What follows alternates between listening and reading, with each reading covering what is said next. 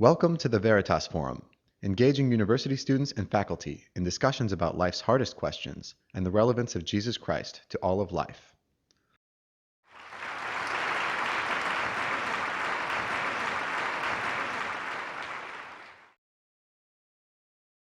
So at times it feels as if history functions as a revolving door of never-ending denials. And yet injustice finds no solace in denial. Recently I talked to a young African-American man, Andrew Roby, about the prevalence of racism in America. I argued that America needed to heal its racial wounds, to which he responded, how can America's racial wounds be healed if they are still open? Injustice finds no solace in denial. Judy Scott, Walter Scott's mother, could not watch the whole video that documented the killing of her son. Though the images of her son running for his life weighs on her, Judy Scott does not deny her awareness of the inequitable police practices that mar the police officers in South Carolina's responses to black men.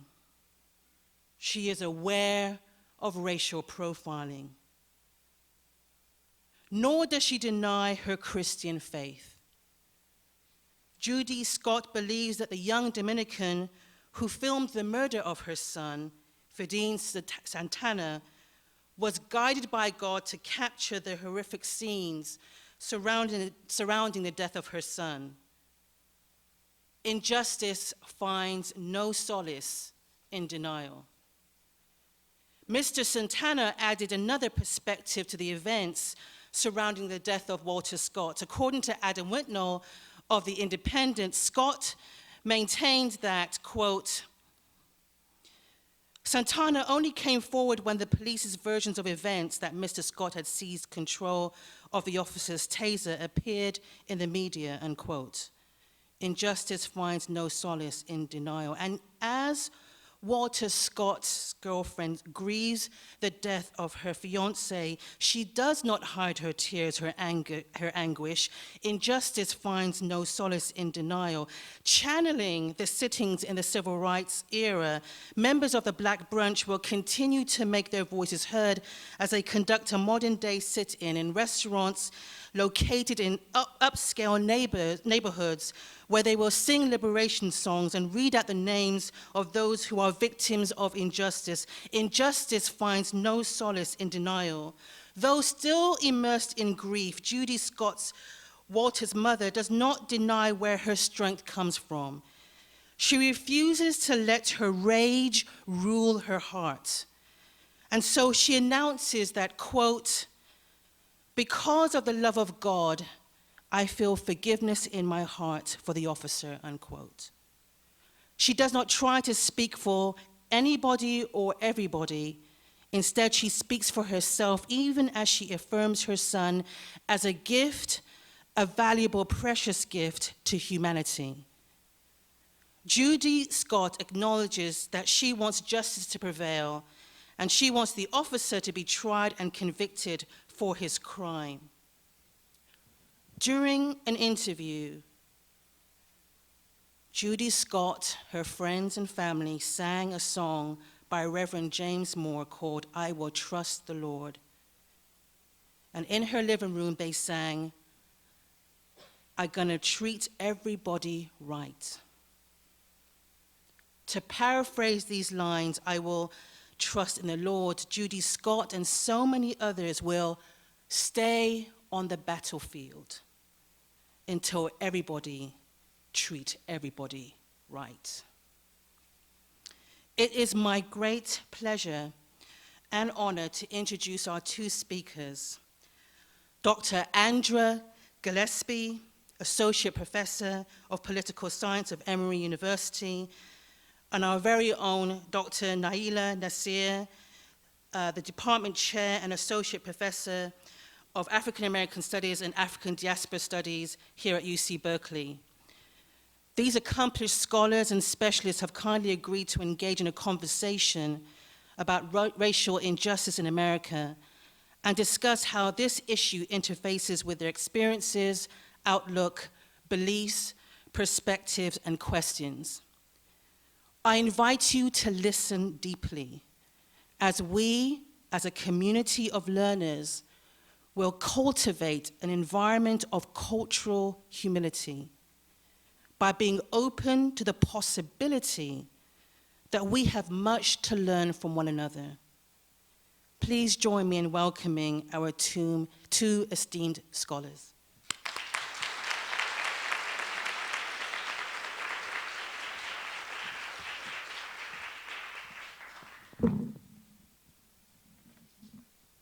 Good morning, good evening, should I say? Okay, so our title tonight is Faith Ferguson and Nonviolence.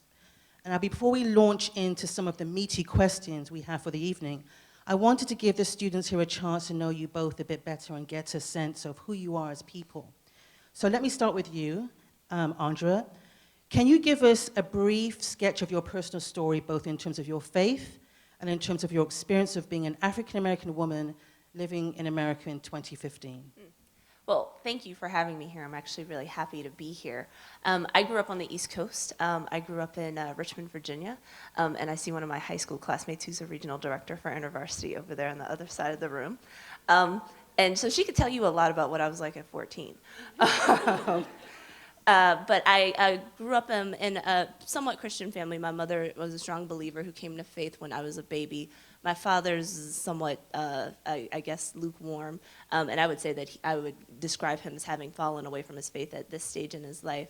But I grew up in a strong Christian home, going to church and other types of things.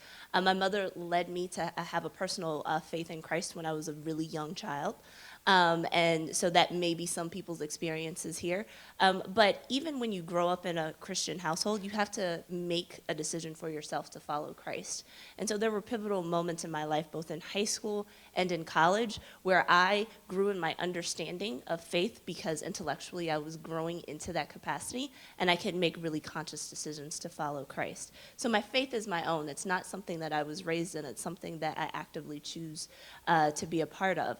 That's to say that I haven't struggled with my faith, and that's what I said to say that I haven't struggled with my faith with regards to issues of race, and in particular, I had to deal sometimes with people who profess to be Christians but then do really crazy things in real life. But that's kind of sort of where I am from a faith perspective.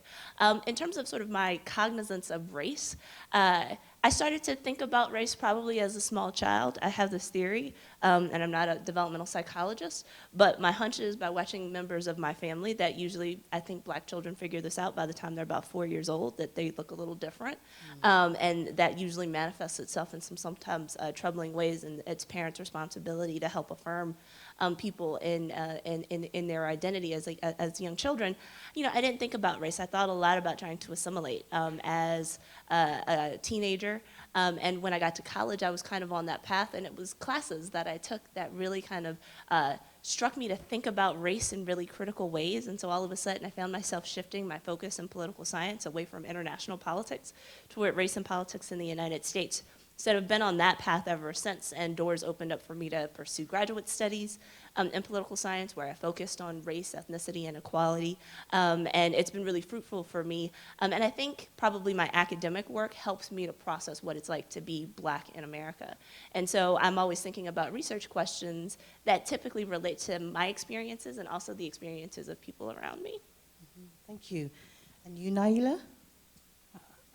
Yeah, I have a pretty different story. I guess that's why we're here. And I told the organizers when they asked me to do this that I wasn't the right person.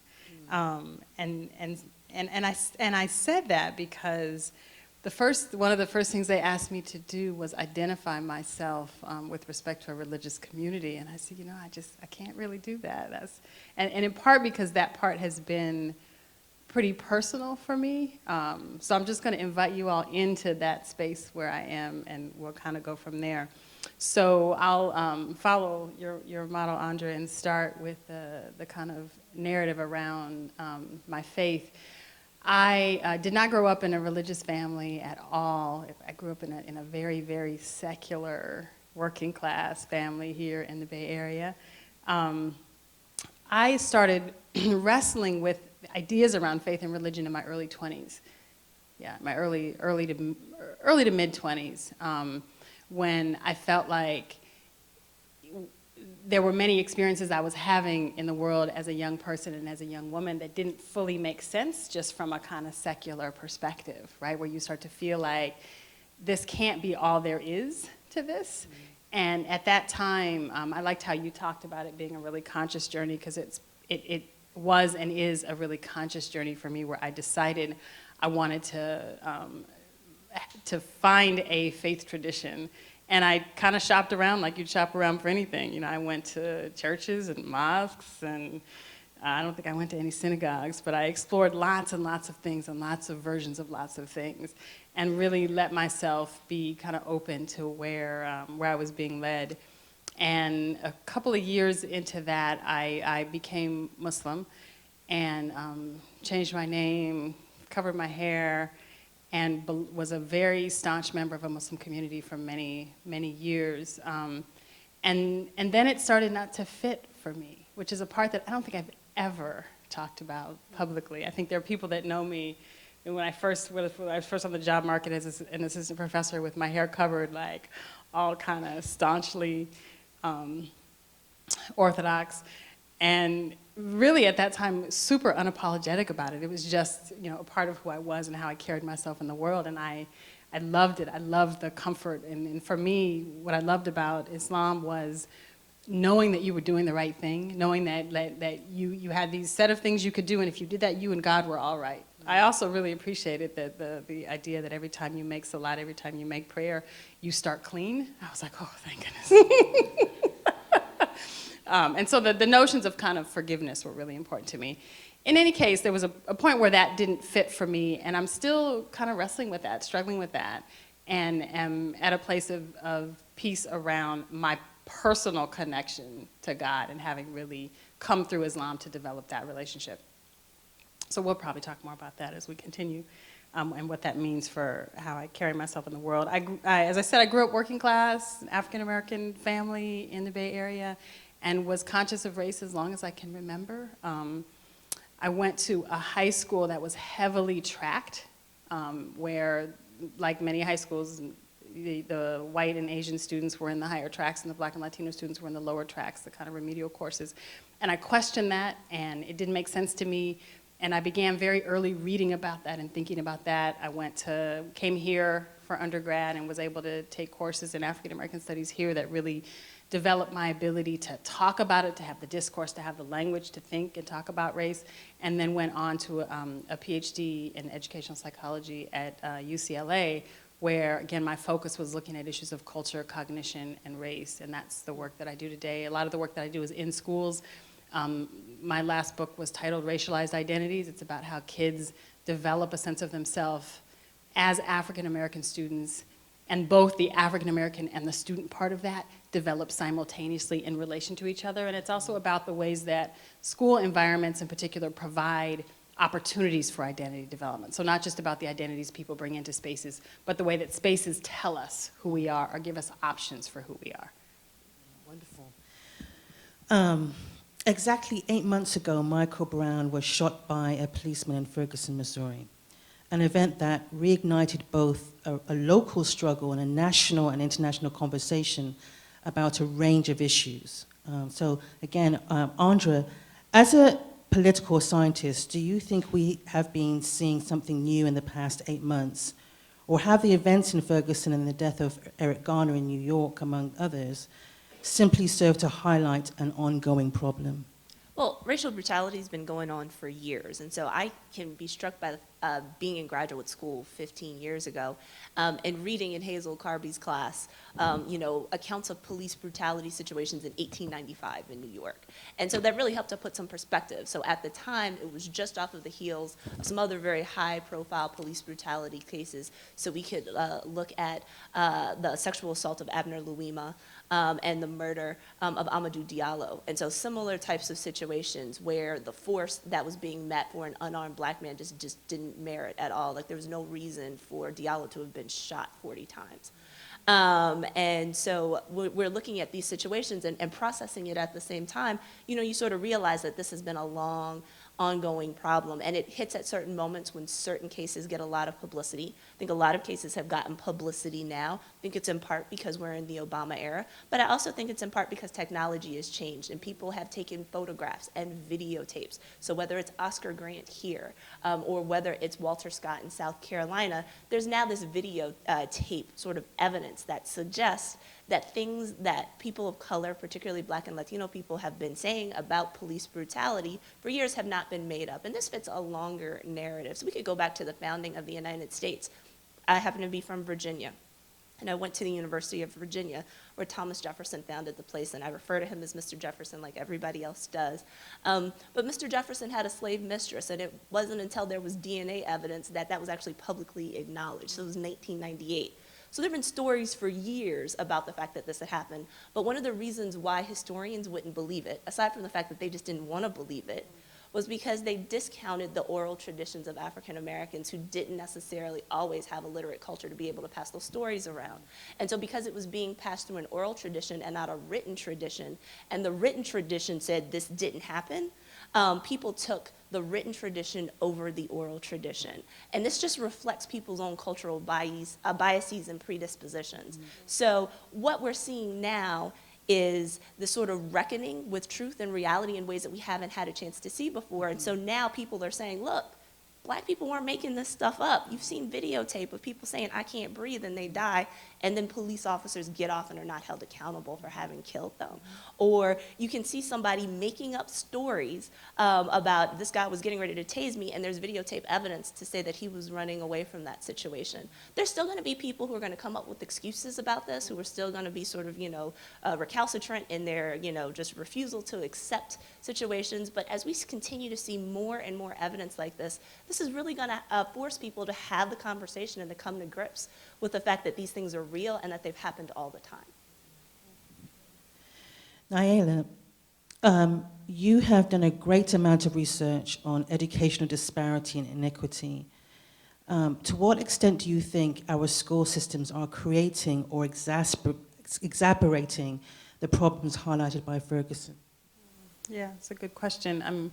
I think I would even step back and broaden that question a little bit, and rather than I think schools being the cause, they're another place where the same set of processes play out, right? Where you see structural racism on the one hand and a narrative of meritocracy, right? And the ways in which, similar to the police killings, you see a story about we're all equal, we live in a just society, pull yourself up by your bootstraps, the most diligent get ahead, and a reality that structures life for people very, very differently than that. And I think that what's interesting for me now in this kind of, the kind of Obama moment or post-Obama moment is that we are out of touch in a way with the reality, and we've come as a society to believe the narrative.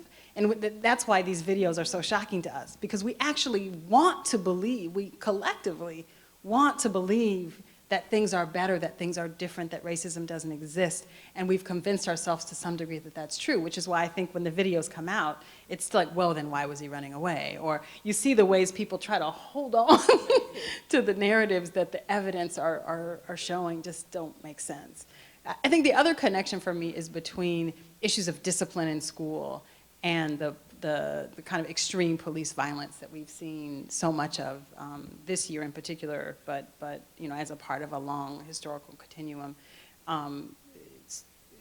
African American, Latino kids, males in particular, but girls also, are disciplined in schools at astronomical rates. And so you see the same, and the root of it is the same, right? It's devaluing, a dehumanization that happens of black and brown bodies. That means then you get to, that you don't feel the same sense of damage to humanity when people are treated inhumanely. Thank you. One of the issues raised by the deaths of Michael Brown and Eric Garner is a distinction between conscious and subconscious racism. There is a certain proportion of the US population that will be explicitly and consciously racist in their approach. But there is also a real problem of implicit racism, where people make judgment calls on the basis of race without necessarily realizing it. Naila, do you think we are naturally predisposed to be suspicious of people of a different ethnicity, or is racial bias a result of our education and socialization? Yeah, well, I don't think we're naturally, I think we are cognitively predisposed to think in categories, but the substance of those categories is entirely socially and culturally created, right? Race doesn't even really exist. Right? It's actually not a biological thing at all. It does not exist. So it only exists as a social and cultural construction. So I think that I'm a person who believes socialization and culture are terribly, terribly powerful. And honestly, I think it takes a lot of work to make us racist. It takes a lot of social work for us to accept the level of inhumanity that we accept as a society. It actually pulls us very far from how we're born into the world and the level of kind of empathy and humanity and compassion that is hardwired into us biologically, spiritually.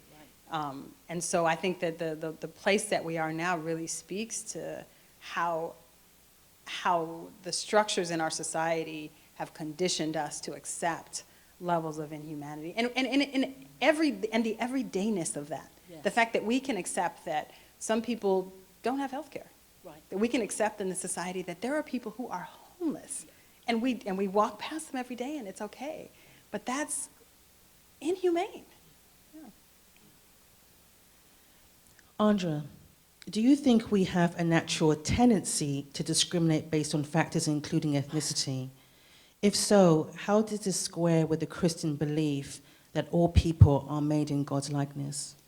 Well, I think there are a number of things. So, I agree with Naila. I believe the social psychology literature that tells us about implicit biases, and I think part of the reason why this has come up a lot is because we live in an allegedly post-racial society. So even before 2008 and we started coining the term post-racial, we knew that we were in a post-civil rights society where the narrative of the country had changed. So most people know that you're not supposed to say certain words, or you're not supposed to talk about the biological inferiority or superiority of certain groups. But that doesn't necessarily mean that they don't harbor types of prejudicial, stereotypical, or discriminatory views about other people, and that doesn't manifest itself in how they treat people. And so it's subtle. The problem is that you can't point the finger to it. Like it's always usually subtext. It's not actually really overt.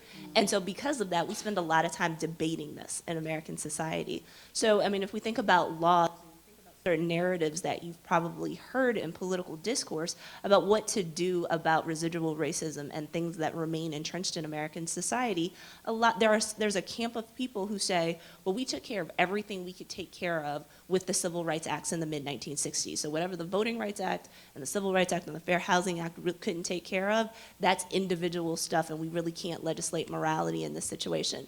And so what they think is that helped to set the norm that everybody is technically equal, and then all the other stuff that happens is basically some type of variance or noise.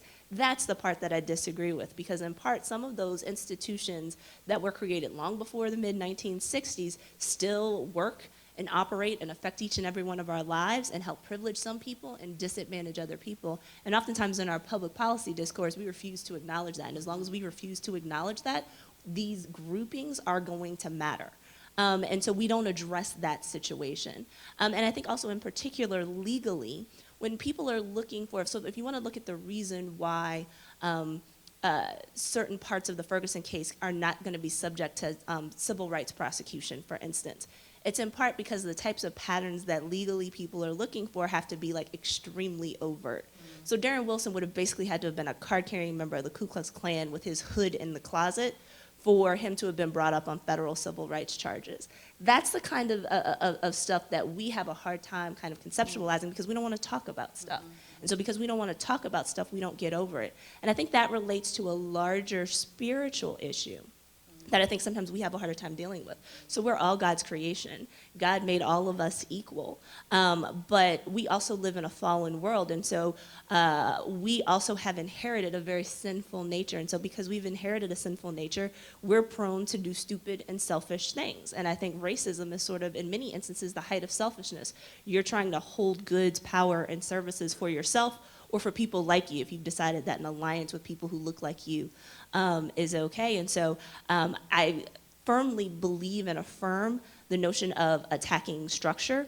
I firmly believe in the power of education to help educate people out of some of their prejudices and helping people to understand what stereotypes are and understanding what unconscious bias is. But I also want to affirm the fact that we're always going to be selfish until that part of us is actually surrendered to God to actually bring us back into right relationship with Himself. That's the part where that's the part that sort of puts everything together, because I know in my own human nature, I'm naturally going to be predisposed against certain people. And yes, it manifested itself. It was culturally or socially sort of inscribed onto me that I probably have certain biases towards certain people. So it probably wasn't predetermined which biases I was going to have. I have certain biases because I was born at a certain time, certain place, in a certain skin, in a certain location in the United States. But the impulse to try to make myself more superior than other people, that was perfectly part of my sin nature. It just manifests itself differently in other people.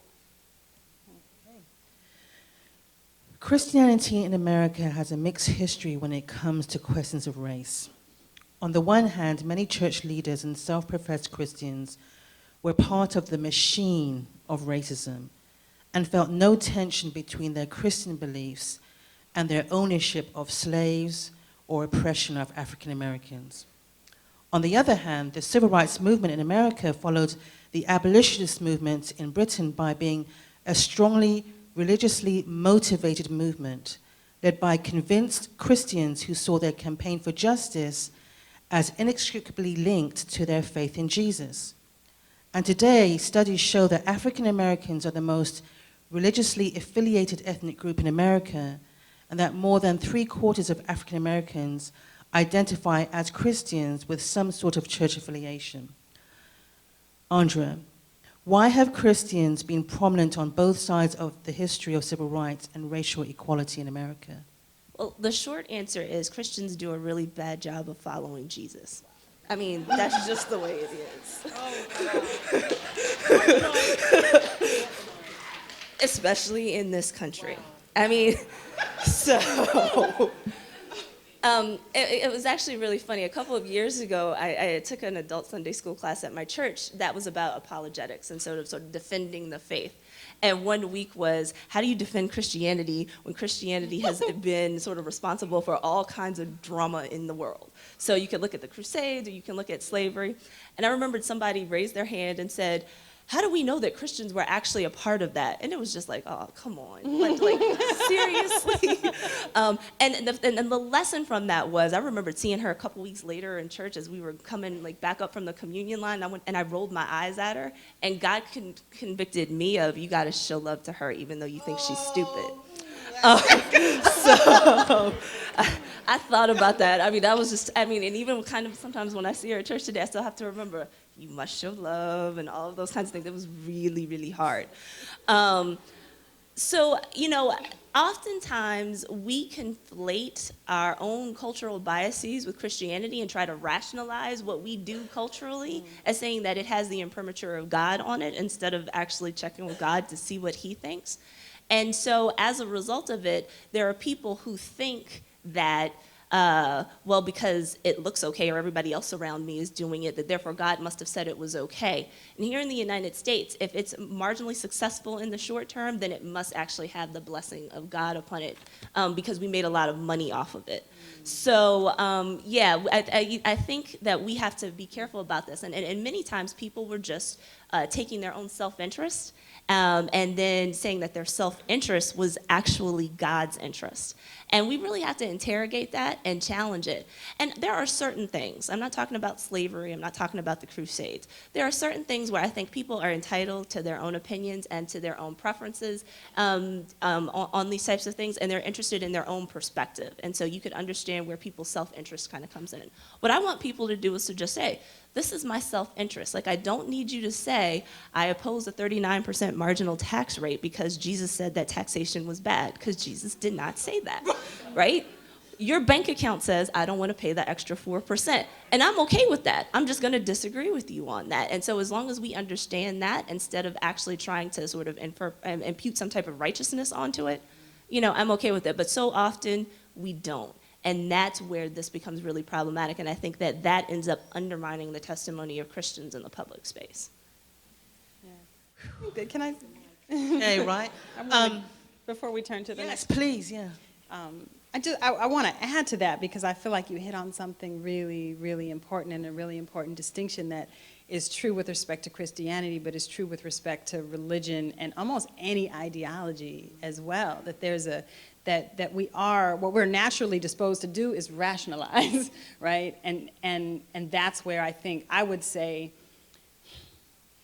that there's kind of God and spirit and being directly connected to God and hearing the word of God in your own life, and then there's your ego, right? Mm-hmm. And when you conflate those two things, it's always going to be a problem, right? And so, I mean, I think the way that I think about it maybe slightly differently than you is I actually don't think about, I mean, that may not be true, but let me just say it then. I don't think about the ego as a part of your essential self, right? So for me, the ego is, you need that to live in this world that will stomp you down otherwise, but you should be managing your ego should not be running you.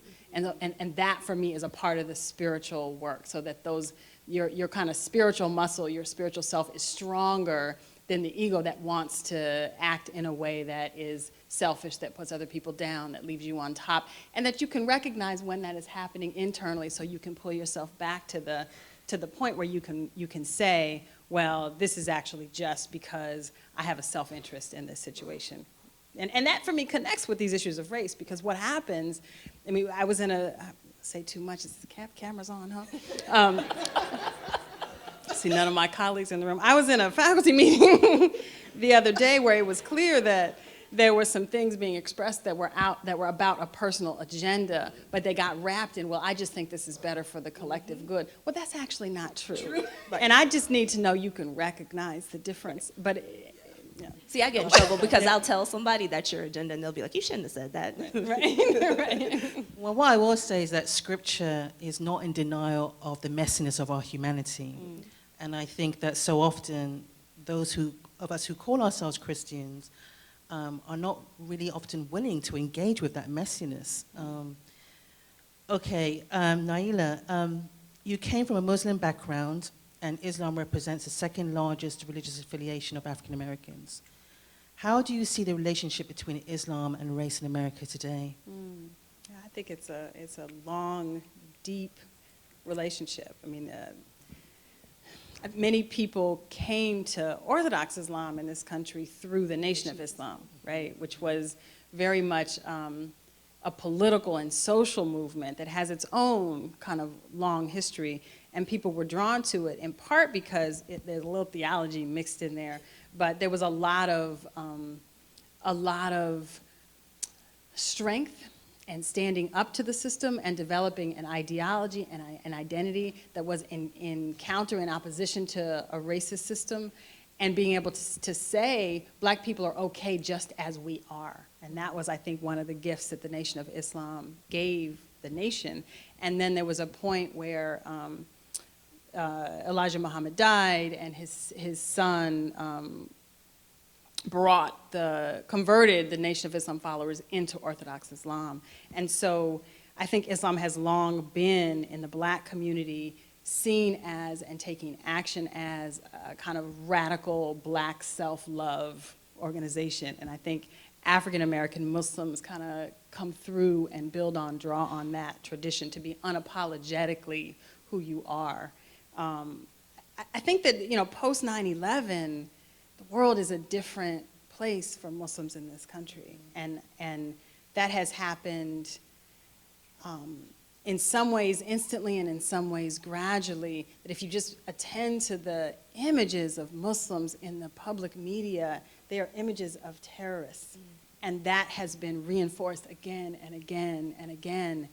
And so it's almost like, in some ways, Muslims are the new black people in this country. They're the group that everybody's okay demonizing.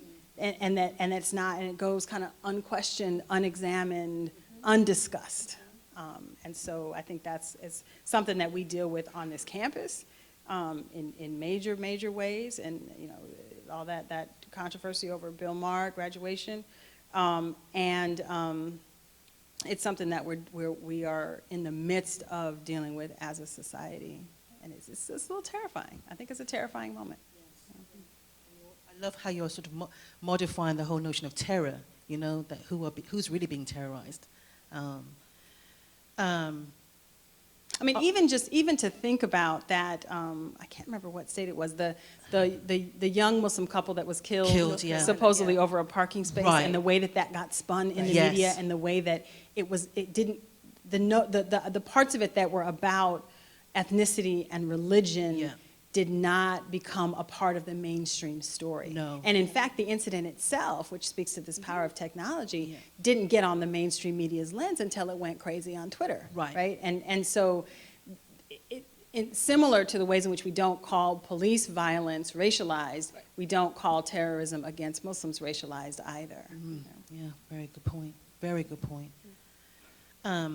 Andra, Martin Luther King was obviously a hugely influential figure in the civil rights movement, motivated by his Christian faith and advocating for a nonviolent response to the violence that had been seen and was being perpetrated against African Americans. Do you think nonviolence is still the right approach to racial injustice? In general, yes. But by nonviolence, I don't mean being non-confrontational. And so I think that's actually sort of a really important distinction to make, because I think we see Martin Luther King marching, we know Martin Luther King had a dream, and we sometimes minimize the radical parts of Martin Luther King that were also being informed by his faith. And so this was a person who in the latter years of his life was deeply unpopular, because all of a sudden it wasn't all about peace and love. He was talking about economic redistribution, and people had a problem with that. His notion of nonviolence extended to not being engaged in the war in Vietnam, and there were people who found that deeply problematic. Nonviolence is a tool for a particular reason, and it was in part because they were taking advantage of the new technology that was available to them to paint a stark contrast. So they knew who their enemy was, and they knew that their enemy was crazy and would overreact, and if it ended up on television, people would see black people getting beaten down by hoses and dogs because they wanted to sit at lunch counters or they wanted to go to school, and that would eventually kind of sort of captivate the hearts and minds of the country so that it would turn the tide. And what they were doing was that they were asking for the country to just live up to its creed, to live up to the things that our founding document said we were supposed to have. And so all they were asking for was things that were inherently conservative, and so it very much worked in that situation. But for his time, King was actually considered a militant.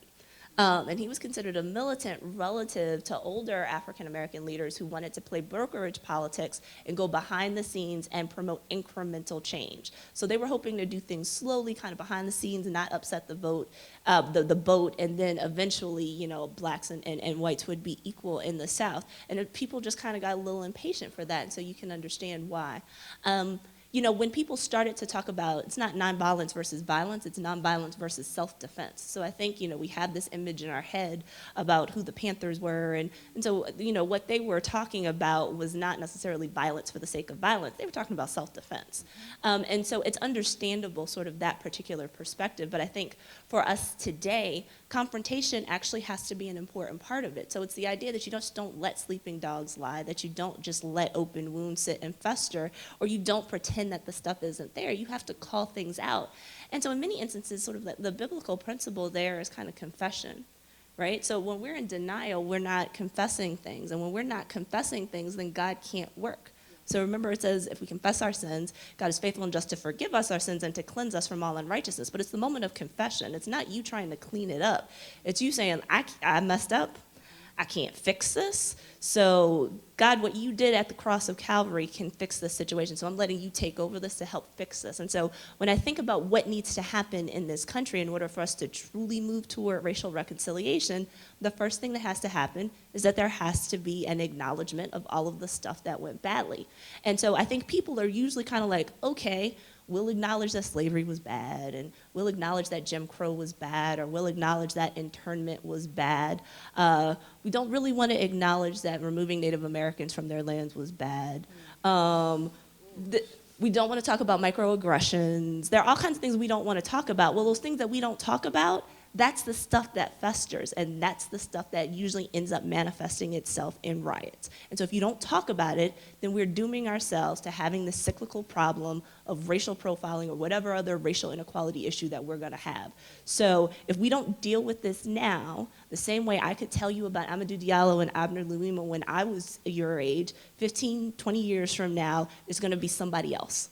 And so we either deal with it now or we're dooming ourselves to continually perpetuate this cycle in the future. Very well said.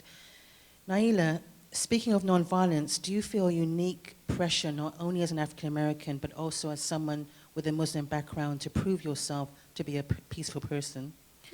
And how has expectation to be a model minority affected you, and how have you seen it affect others? It's kind of a deep question. I don't feel the need to prove myself to be non-violent or peaceful, nor do I feel the need to be a model minority. And in part for me, that's because I have made a decision not to operate in reaction to, right? Because if you start to take all of that on, it's paralyzing. And the truth is, I don't represent Black people. I don't represent Muslims. I don't take on that burden as I move in the world.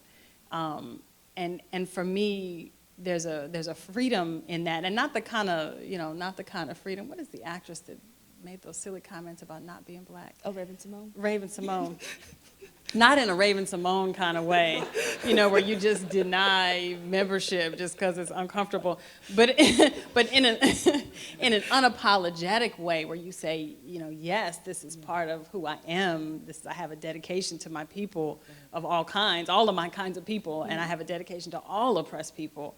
But I don't see my actions as needing to prove to the world that Black people aren't bad or that Muslims aren't violent, or I don't take that burden on it. And part of what that is for me is being able to be, at this point, at this age, being able to be in my own truth as I move in the world and being able to call out injustice when I'm called to do that, not because I care what people in the room think about that, but because if it occurs to me, it's something that I am inspired to bring to a situation. So I kind of feel like each of us has our own unique set of skills and talents and gifts, and that those are God-given.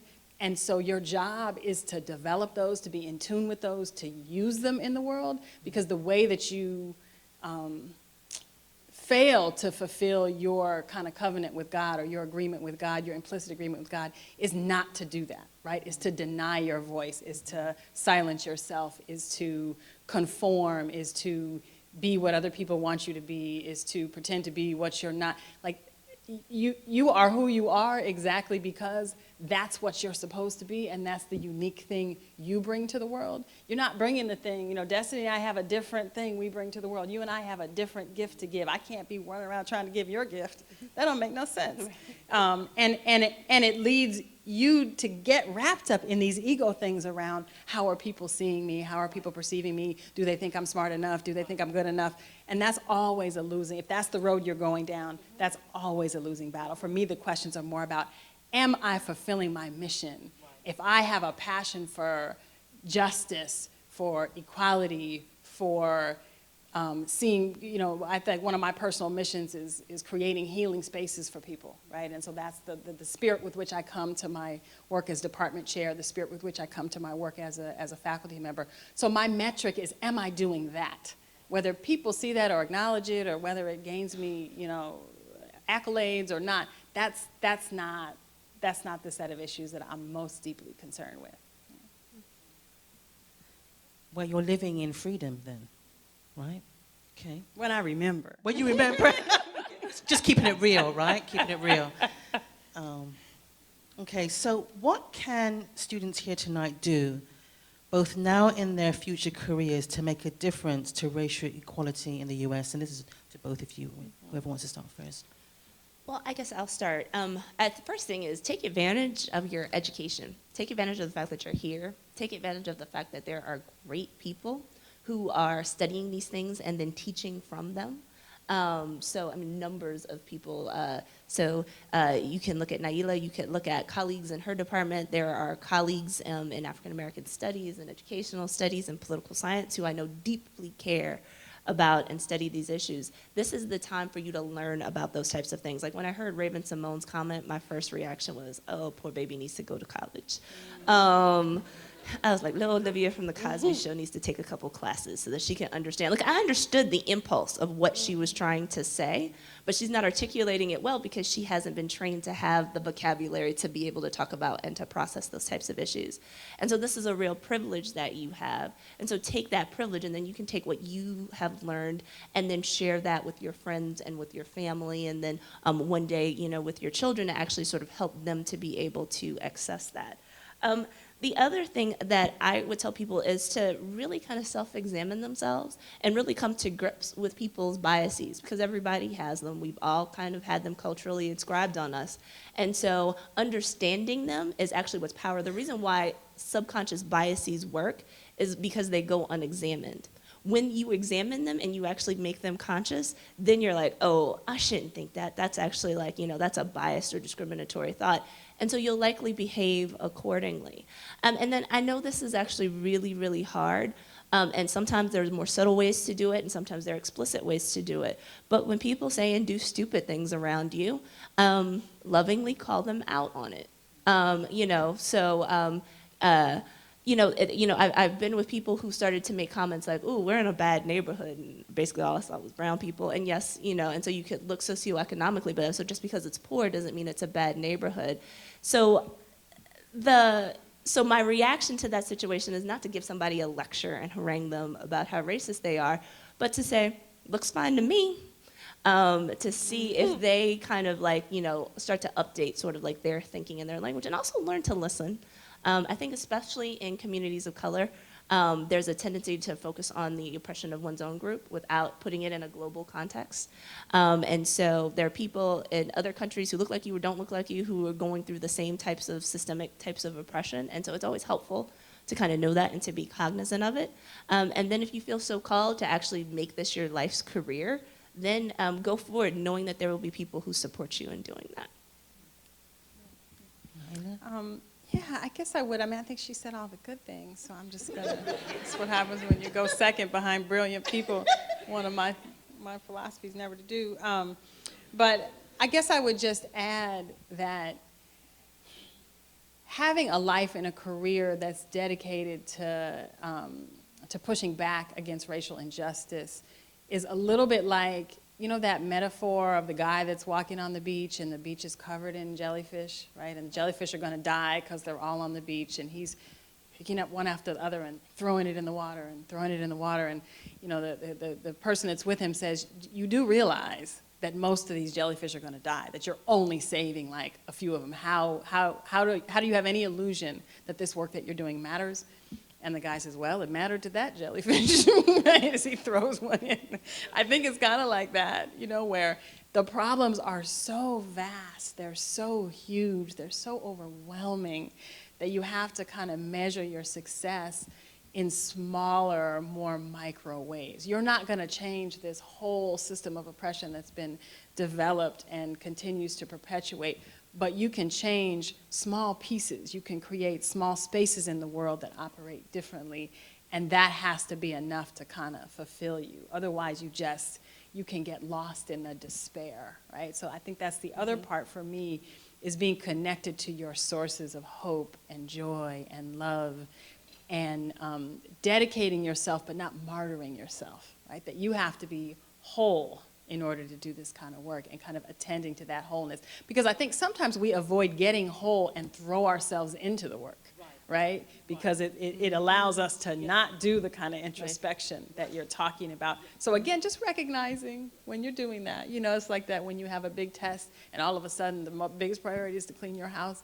Kind of like that, just know, okay, I am officially procrastinating. Go ahead and clean. But just know that that's what you're doing. So go ahead and throw yourself into the work, but recognize when there might be some inner things that you need to work on and heal, and give yourself the time and space to prioritize those as well. I want to add on to this whole notion of healing as well, because I think, at least from not the Christian perspective, but a Christian perspective, I think it's really important to continue to learn how to bring all of yourself to God, to bring your messiness, to bring your anger. God's not overwhelmed by that anger. And I think there's a way in which we do this disconnect between how we talk to our friends and how we talk to God. And I think it's really important to, when you experience racial injustice as one of the many injustices that people go through, is to be as real with God as you are with some of the people in your inner circle. I also think it's really important that, and I'm going to speak specifically to people of color, that there have been strategies of resistance that we have learned from families, our communities, that sometimes we don't legitimate or privilege because they're not theorized as being acts of agency. And for example, I have my parents, especially my stepfather, my parents are Jamaican, and he made it, he was very clear that he was never going to change the way he spoke. And it didn't matter if people did or did not understand him. He held on to his Creole Jamaican accent. And I think that, for me, was a real act of resistance and agency and pride. The other thing is when black people in the 50s, when they came over to England, and this you'll find this in juke joints in the South and the East Coast, where they weren't welcome in certain gatherings, they would create their own gatherings, parties in their own home. And again, it was a way to find release from the pressures. And I think we also need to be mindful that we don't define ourselves by our suffering. I think in one day, there is so much to explore, and there's so many possibilities that we experience that should not be reduced to suffering, really. And so I think we need to be mindful that we don't see ourselves completely through the lens of suffering. And then when it comes to identity, many people think about ethnicity and faith as parallel categories.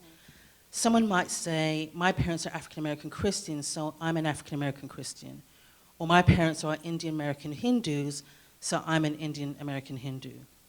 Asking me to change or reconsider my faith would be like asking me to change the color of my skin. In what ways do you see your faith identity as in a different category from your ethnic and cultural identity? Or do you see your faith as a byproduct of your cultural background? Well, I mean, I would be remiss if I didn't say that it wasn't part of my culture. But at the same time, my faith and my race are two different identities. I think they're complementary, but they're definitely different. I look at the claims of Jesus Christ as being universal, and then also exclusive at the same time. And so I believe that Christ died for everybody, and that he died and meant to be the Savior and meant to have a relationship with everybody. And I think that can get filtered through different cultural experiences and through different cultural prisms and be equally valid. And so I think the history of the United States and the history of the West in particular, particularly in the last 200 years, where we saw missionaries who were extremely well-meaning, who actually did start to impose a certain type of cultural hegemony on places that they visited in what we would now call the developing world, I think helps to conflate that in ways that could be very damaging to sort of the Christianity in terms of its image, but then it also, I think, sends a really wrong message, because I think they told a lot of people that cultural practices that really didn't have anything to do with whether or not somebody believed that Christ died for them and rose from the dead, all of a sudden got labeled as bad when it's just different. And so that kind of different is okay. And so you can have different cultural practices, you can have different customs, and still all be united around this notion that you believe in Christ and you believe in what Christ did at Calvary, and you think that he's God. And I think that's really hard for us to get away with. I mean, I also think it's a difference sometimes between taste. So I have certain types of taste differences, even looking, within Christianity, that are just my personal preferences, might be sort of culturally informed, but that doesn't mean that it's different. So for instance, when I was in college, I know you guys have a different sort of ethnic fellowships on campus that started in the late 90s because of people like me who would complain that I heard too much acoustic guitar at large group. So there was one time where they let me run praise and worship during a large group, and I went the opposite end of the spectrum and started singing Negro spirituals. One of my friends looked at me like, "You are so wrong." But that's just a taste. There's nothing wrong with acoustic guitar. And as much as I can't stand the FCA version of Amazing Grace, it's okay. That's just my personal taste. What starts to happen is that people start to create these crazy narratives about why that's not spiritual. And then they're making it up because they can't point to anything in the text that says, that you have to sing Amazing Grace one way or another. So, I just needed to get over myself and realize that I was in a space where I was not in the majority, and that as long as that got respected, and as long as sort of people sort of asked me to affirm myself in certain ways, we could all get along and be fine with that. And so, I think the other thing that kind of relates to that in terms of faith is the idea that God doesn't have grandchildren. So each and every person has to make a decision for themselves about what they believe and who they're going to follow. So you can't just fall back on, well, my parents did it this way or my grandparents did it this way. The call is for each and every one of us to make a decision about those kinds of things. So you can't feel, I was raised in America, so therefore I have to be Christian. That's you have to sort of be more thoughtful about this and make a decision on your own.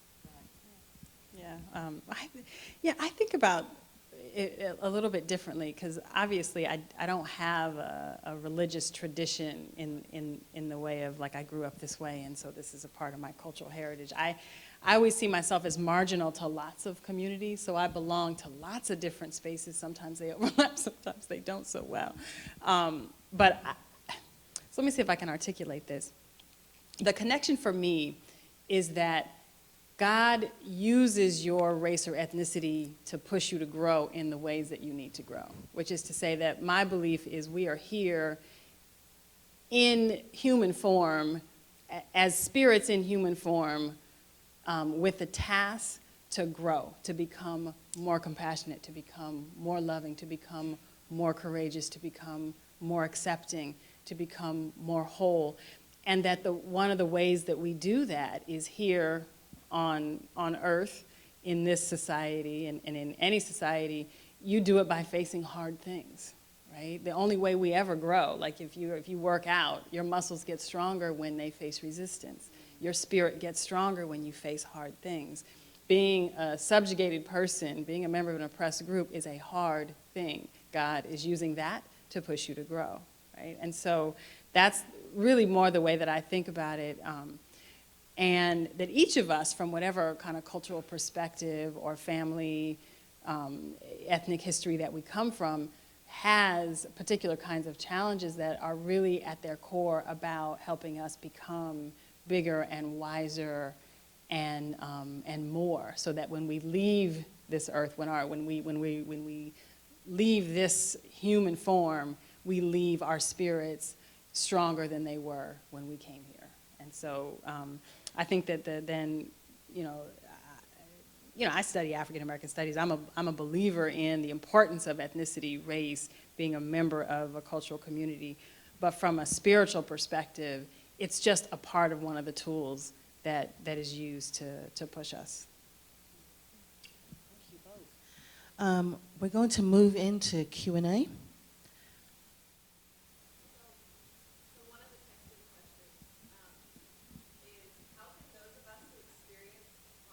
Benefits of racism as whites, perhaps, on a day-to-day basis, be more aware and conscious of our actions in order to not perpetuate racism?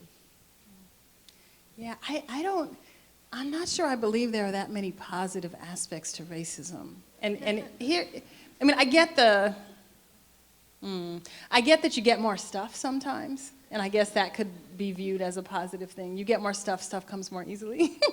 But I think that it's almost like if you're a parent, which I know most of you aren't, and you're raising kids, one of the worst things you can do for your kid is give them a lot of stuff really easily, right? Mm-hmm. And so I see it as an advantage at one level, but a deep disadvantage at another level, which is to say people in privilege, of any sort of privilege, don't see the full reality.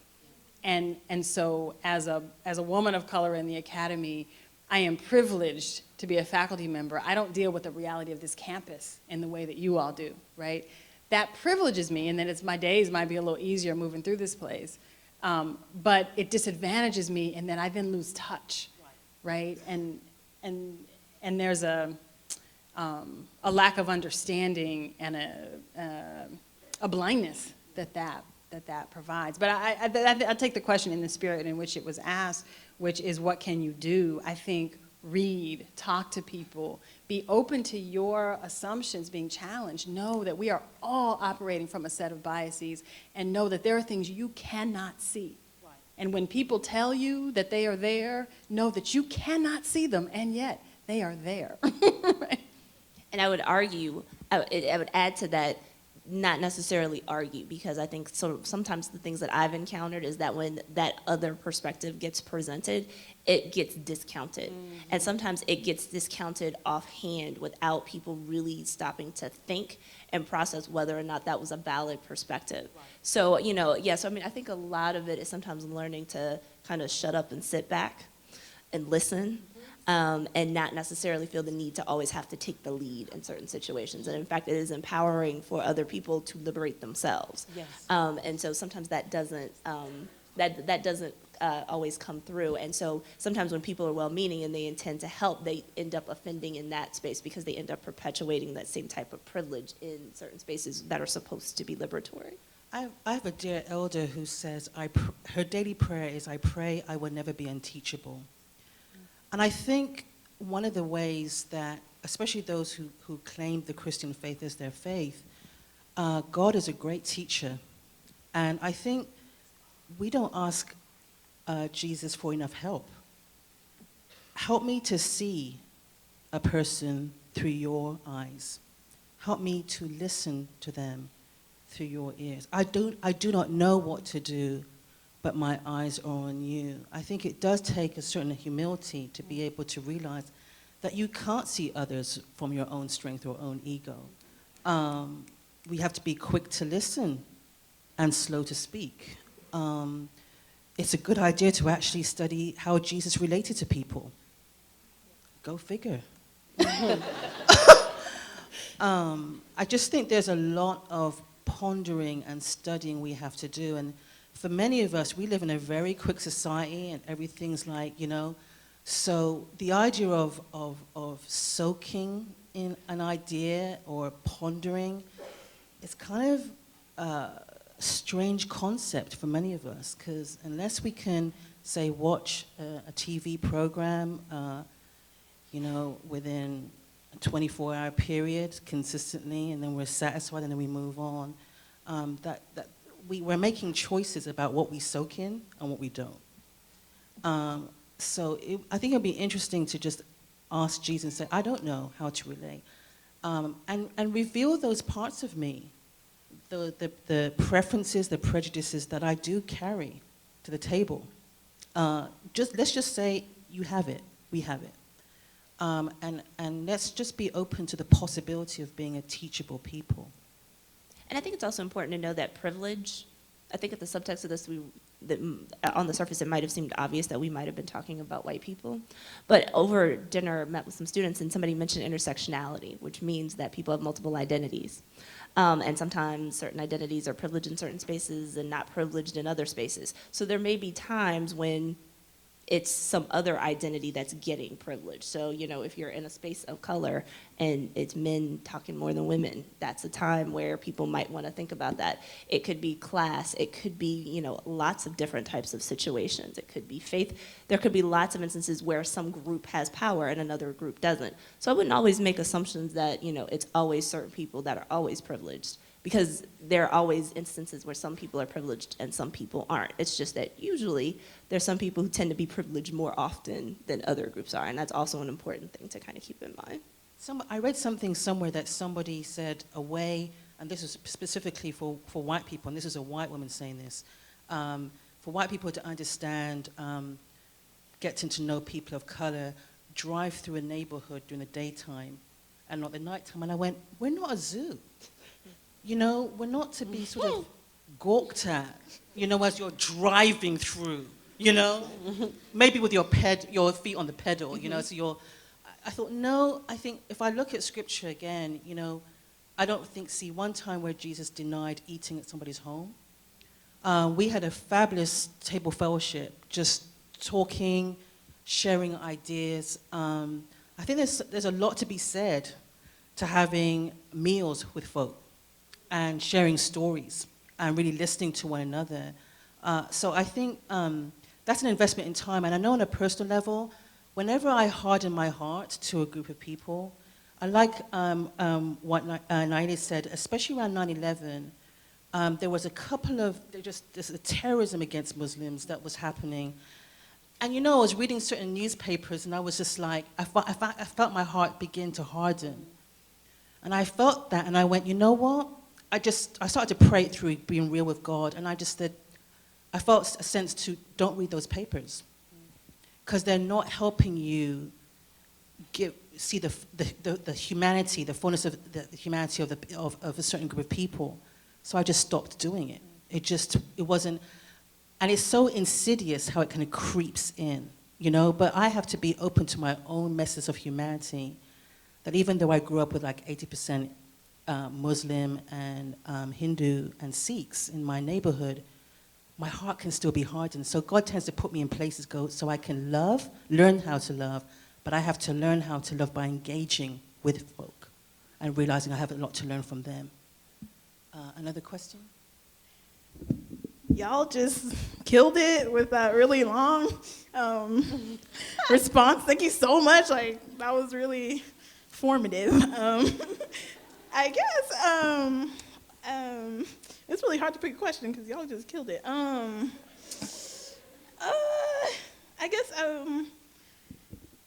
guess as students, this is one of a texting question. Can you expand on how to take advantage of the educational system when even being here, it's low-key racist and very biased, and it requires a high level of assimilation, from students of other cultures, and makes it hard to address racism? Yeah, well, I'll start on that one because I have a quick and easy answer for all of you. Take a class in African American studies and ethnic studies. And I say that not just to plug my own department, which I think is fabulous and amazing, but also because part of the privilege of being here is learning a different discourse. Like, we're in a dangerous time that and I'm a 90s child, you know what I mean? We talked about race in my generation, and that was part of our kind of colloquial collective discourse, and that's not true in the same way anymore. And so even just to have the language, to have your ideas expanded, to wrap your mind around understanding racism and race and social structure in new ways you have to have access to people who are thinking about it differently, and you have access to some of the best minds in the country around that here at Berkeley. So that's what, I mean, what I would say in terms of taking advantage of being here. Take advantage of being here, that you leave here able to talk about and think about race in expanded and more complex and more nuanced and more informed ways. Yeah, as an acting chair of an African American Studies department, I couldn't agree more. And just on a practical level, people notice enrollments. And so when people don't enroll in classes because they think they know it already, sometimes there are people who think, so if it's African American Studies or Asian American Studies or Latino Studies, well, I'm Black, I'm Asian, I'm Latino, I know this already. You don't. Just that there's a way that people sort of discuss and analyze these issues from a systematic standpoint that is going to be richer and broader than any conversation you ever had at your dinner table at Thanksgiving. Yeah, it's like saying, my father was a doctor, and I can practice medicine just by osmosis. It's kind of similar. But it's only issues of race and education that people think you can just pick up enough in your regular everyday world. So, Yeah. There's a science. Yeah. There's a science. Yeah, to that. So your work is really important in this regard, because we were talking at the dinner table about how many of you grew up with the concept that you have to be 5 times better than the average white person to get ahead? How many of you had that? Okay, so I talked to, I remember somebody giving a testimony about this, and they said that they were told this around 4 or 5, and how it just traumatized him, just the weight of that. And I hadn't really thought about it because I just sort of girded myself and said, okay, that's what you've got to do. And I think there's a way in which not only are you ironically almost dehumanizing yourself in the process, because you're trying to reach a level that even as a young child, you're not quite sure what that is. And these were sometimes parents who had not gone through the whole education system as well. So you have all of those challenges. So I think it's really important to have those discussions so we can both celebrate those strengths of our culture that really help us to survive, but also to complicate, if you like, and really rethink those strategies that have not been healthy, like where there are silences in our culture, that we have to start thinking about how do those silences actually encroach upon my personhood. So there's those kinds of discussions that can be had in those classes.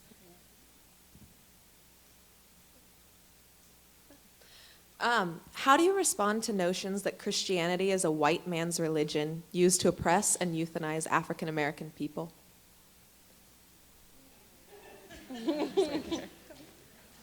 Well, there is nominal Christianity, and then there is real faith in Christ. And so there are lots of people who claim to be Christians. And, it says in the Bible, there will be people who will say, Lord, Lord, and the Father will say, I didn't know you. Now, granted, I think there are some racist people who are legitimately going to heaven, and then God's going to have to tell them about themselves when they get there. So, or as my mother puts it, they're going to find out that Black people aren't in a corner in heaven, that you actually get to kind of walk. Agency, there you go. So, yes, there is a cultural Christianity that has been used to jockey for position, particularly in the Western world. That's not biblical Christianity.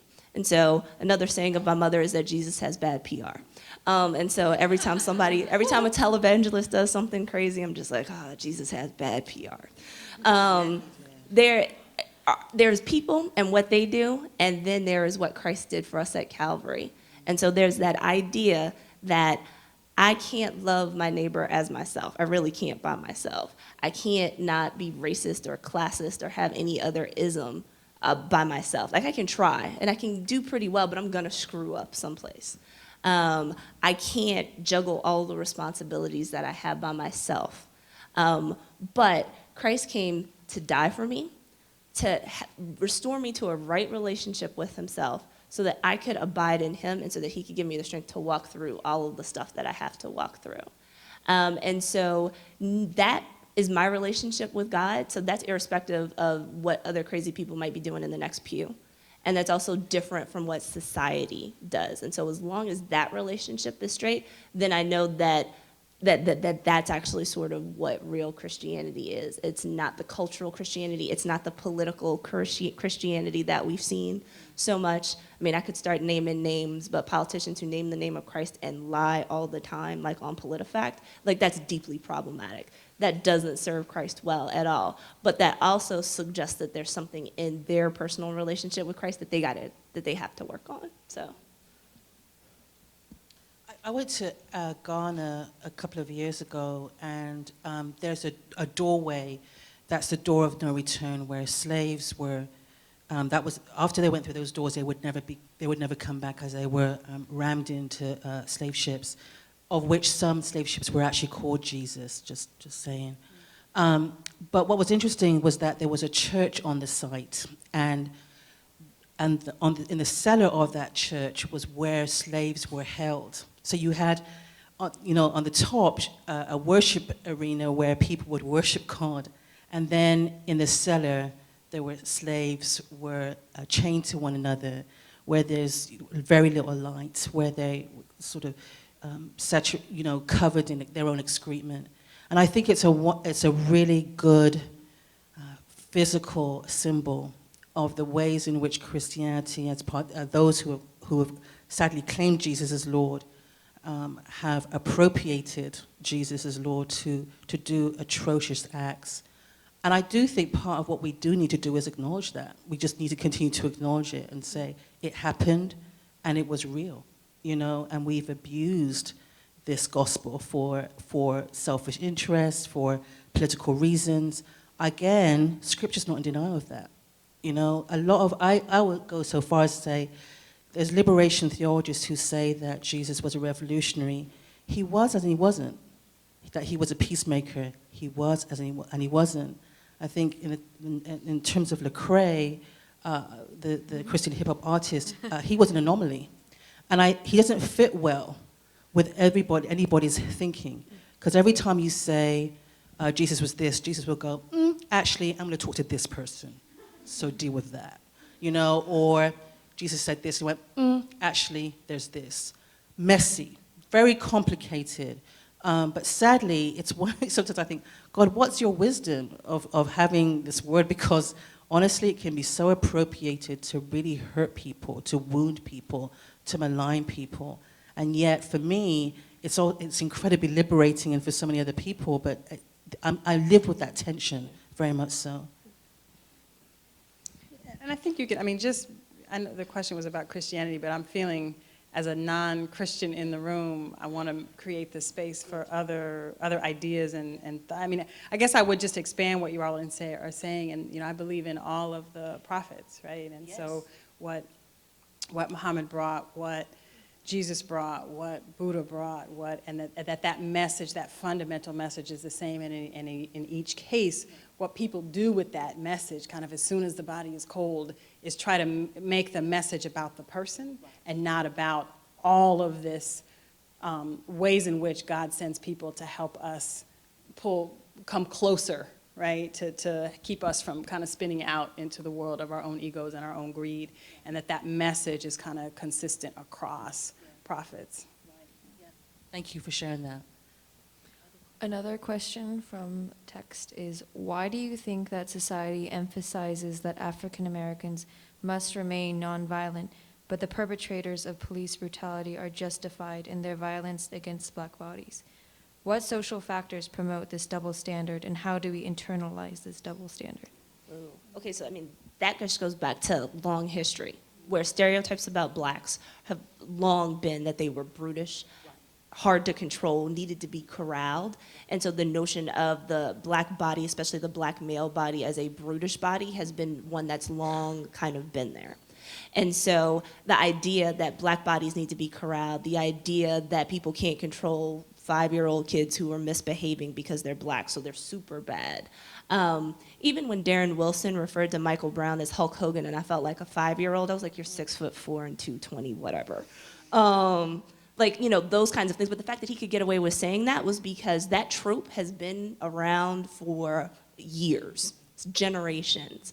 And so I think in part, the civil rights movement as we knew it was a kind of conservative movement with very narrow aims because that was what people could agree on. And there are people, and I'm persuaded by these arguments, it was largely targeted to allow for middle-class blacks to fully integrate into American society and less so for those who were less advantaged socioeconomically.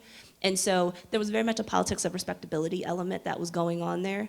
And it was because they were responding to these negative stereotypes that said that black people are uncouth and don't know how to act.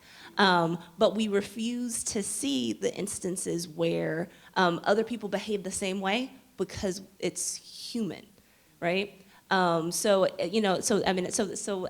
this goes back to sort of just long-standing tropes in American popular culture that we've all internalized in many ways. So, that idea of if somebody sees a black man in an elevator, they grab a purse. It's because you've seen too many stories and been conditioned too much to assume black man equals must rob me or do something that's going to endanger me. And we're just gonna have to unteach ourselves that.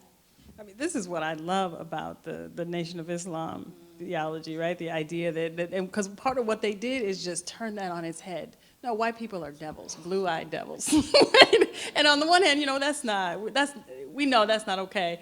But part of the function of that was to turn these stereotypes on their head. Mm-hmm. Like who is it that's greedy? Who is it that's selfish? Who is it that, and you see this, I think that Malcolm X was masterful at providing a different frame, a different set of ideas, and again, just flipping those stereotypes so you could kind of see it from a different perspective. Wow, thank you guys so much for your responses. Like, I gotta go re-examine my life.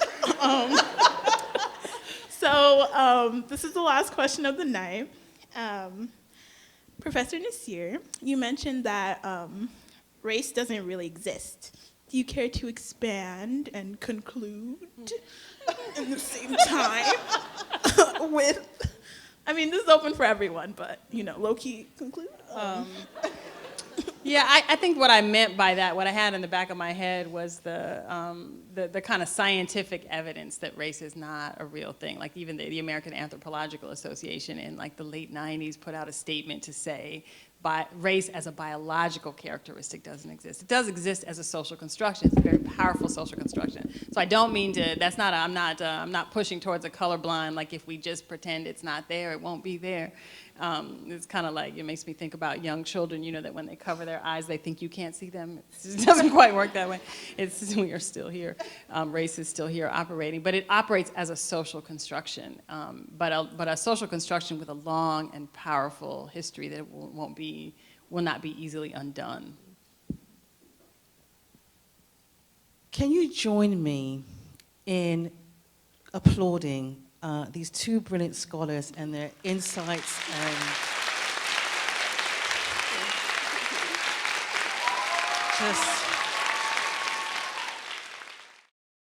For more information about the Veritas Forum, including additional recordings and a calendar of upcoming events, please visit our website at veritas.org.